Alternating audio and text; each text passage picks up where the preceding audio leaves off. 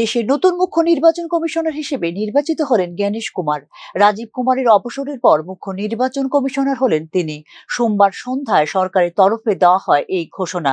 নতুন মুখ্য নির্বাচন কমিশনার হিসেবে আসন্ন 5টি রাজ্যের বিধানসভা নির্বাচনের দায়িত্বে থাকবেন তিনি। এর মধ্যে রয়েছে বিরোধী শাসিত পশ্চিমবঙ্গ, কেরালা ও তামিলনাড়ু এবং এনডিএ শাসিত বিহার ও আসাম।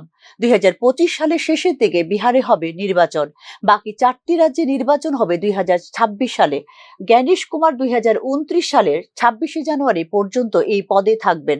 তার মুখ্য নির্বাচন কমিশনার পদে থাকাকালীন সময়ে 20টি বিধানসভা নির্বাচন, 2027 সালে রাষ্ট্রপতি এবং উপরাষ্ট্রপতি নির্বাচন, 2029 সালে লোকসভা নির্বাচন রয়েছে। জ্ঞানেশ কুমারকে এই পদে নির্বাচিত করার আগে প্রধানমন্ত্রী নরেন্দ্র মোদী, স্বরাষ্ট্রমন্ত্রী অমিত শাহ এবং বিরোধী দলনেতা রাহুল গান্ধীর নেতৃত্বে গঠিত নির্বাচন কমিটির বৈঠক হয়, কিন্তু সেখানে ভিন্নমত পোষণ করেছিলেন রাহুল গান্ধী। তারপরেও জ্ঞানেশ কুমারকে নির্বাচিত করায় এই নিয়োগের বিরোধিতা করেছে কংগ্রেস। কংগ্রেসের তরফে ইতিমধ্যেই মামলা দায়ের করা হয়েছে হাইকোর্টে। আগামী শনিবার হবে এর শুনানি। বিজেপি নেতৃত্বাধীন কেন্দ্রীয় সরকার হাতে রাখতে চায় নির্বাচন কমিশনকে। সে কারণে আগেভাগে নিয়োগ করা হয়েছে জ্ঞানেশ কুমারকে বলে অভিযোগ করেছে কংগ্রেস। এদিকে নির্বাচন কমিশনের শূন্যপদ এড়াতে নিয়োগ প্রক্রিয়া বিলম্বিত করতে চায়নি কেন্দ্র। সুপ্রিম কোর্ট এই বিষয়ে কোনো স্থগিতাদেশ না দেওয়ায় নিয়োগ করা হয়েছে মুখ্য নির্বাচন কমিশনারকে বলে জানিয়েছে সরকার।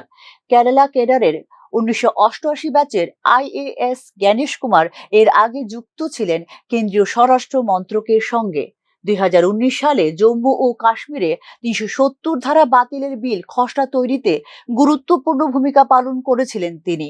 2023 সালের আগে মুখ্য নির্বাচন কমিশনার নিয়োগে গুরুত্বপূর্ণ ভূমিকা ছিল রাষ্ট্রপতিরও। প্রধানমন্ত্রীকে পরামর্শ দিয়ে নিয়োগ করতেন তিনি। তবে সাধারণত দুই নির্বাচন কমিশনারের মধ্যে যিনি সিনিয়র তাকেই এই পদে নিযুক্ত করা হতো, কিন্তু 2023 সালে সংসদে একটি আইন পাশ করা হয়। সেখানে বলা হয়, প্রধানমন্ত্রী, স্বরাষ্ট্রমন্ত্রী এবং বিরোধী দলনেতার 3 সদস্যের কমিটি মুখ্য ভূমিকা গ্রহণ করবেন নির্বাচন কমিশনার নিয়োগে। অন্যদিকে সুপ্রিম কোর্টের আইন অনুযায়ী এই কমিটিতে থাকতে হবে প্রধান বিচারপতিকে। তার জায়গায় একজন ক্যাবিনেট মন্ত্রীকে বসানো নিয়ে ইতিমধ্যেই মামলা দায়ের করা হয়েছে আদালতে। Bureau report, news now.